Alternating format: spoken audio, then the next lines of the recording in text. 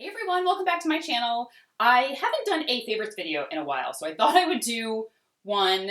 And a lot of these products, a lot of these are ones I've talked about before and I've kind of gone back to, when you're testing something or you're using something and you're loving it and then you maybe halfway through get something new and you want to kind of move on to that.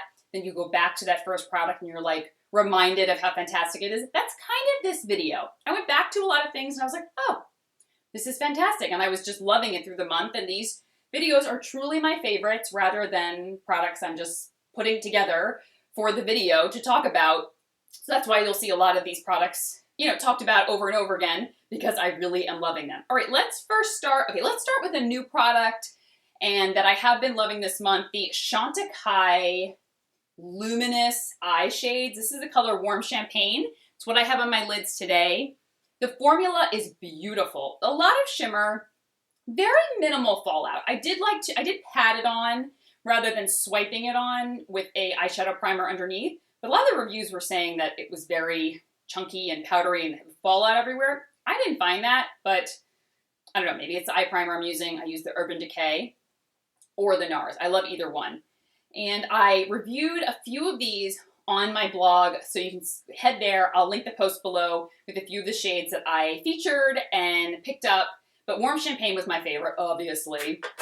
And what next? Okay, this is a product that I featured in a Friday Finds post on my blog and mentioned that I had picked up, and a lot of you had asked me to review it and give you my thoughts when I had tested it out. So this is not a favorite per se, but I really did enjoy it. The Beauty Counter Lotus Glow Cleansing Balm. Now, first of all, I'm not the biggest fan of like MLM companies. That's just me personally. I know a lot of people are. Just personally, I don't tend to purchase from them. MLM means multi-level marketing. And Beauty Counter is one of those, but they also have a regular website that you can go to and purchase like I did. So I went to their website, looked around, and the cleansing balm is really nice. It's a thicker cleansing balm, very stiff, but really does a great job at removing makeup. Took off every last bit that I needed. I had to use a muslin cloth or a washcloth to rinse it away. It didn't just kind of emulsify with milk, which is fine. So I needed a washcloth to remove it. My skin was very soft, very supple afterwards. Really, really beautiful. The price point is a bit steep, I will say. I did really enjoy it. I enjoyed it so much that I plan to try more from the line. So I want to go back onto the website and take a look around and see what other things that I might catch my eye or that I want to test. However, I did feel it was a bit steep for the fact that I wasn't like loving it. If something is like I'm crazy in love with, I'm okay spending a little bit more, but I was like, I like it a lot. But the price point's a little steep, and I could get cleansing balms that I really love for that price, if not less. So those are my thoughts on it. If you have used the line, let me know some of your favorite products. And like I said, I do love that you can go to their website directly. You don't have to necessarily go through a consultant, and you can buy on your own like I did, like any other website you would go to. Okay.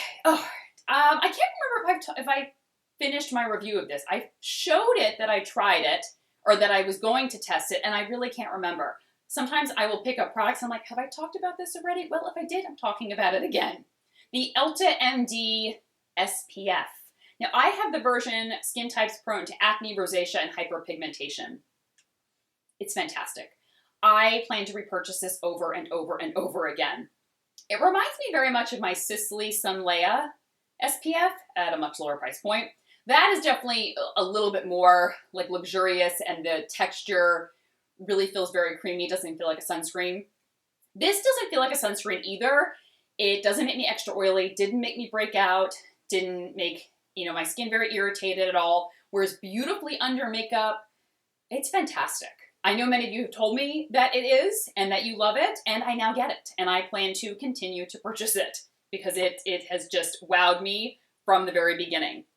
All right, I'm back to my Shu Uemura cleansing oils. This is the Ultimate Sublime Cleansing Oil. I've tried almost all of this cleansing oils they offer, and I really love them all. There's different ones based on your skin type, but I've used them all and I just love them all. I first started trying Shu Uemura cleansing oils when I used to work for them years ago, and the trainer said to me, you need to try their cleansing oils. And this was before I was blogging, before I was even into skincare really, and into cleansing oils. I was using Proactive. Oh, like my skin was like, I can't even believe my skin recovered from all the years of Proactive. But she said, once you use this, it will change the way you cleanse. And I was like, ew, oil, gross, dry hands, dry face, that's disgusting. Well, it did. My skin cleared up. It got less oily, it looked more even, it felt better, the texture improved. I was like, I'm sold. And to be honest, from that time, I have tried so many cleansing oils. And there are tons that I love. And they've been on my best of beauty, and I continue to repurchase them.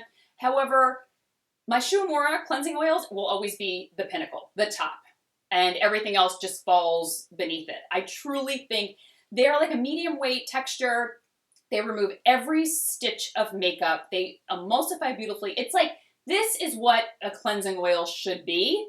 And I know that other brands have, taken cleansing oils and made their own and, changed up the texture or add different ingredients. But I feel like Shu Uemura, the cleansing oils are almost like the true essence of what a cleansing oil should feel like, should perform like. I don't know if that makes any sense, but that's how I feel. And I'm back to it and I love it. And so I need to talk about it. All right, fall is here, or it's almost here. So that's the time where I like to bring out my exfoliating products, my brightening products, my retinols, peels, everything like that. Because I'm not in the sun as much anymore, and I can really get to tackling any sun damage I've had over the winter, over the summer, spots that pop up here and there. That's when I like to go hard, fall and winter. And so I was thinking about doing a fall skincare video.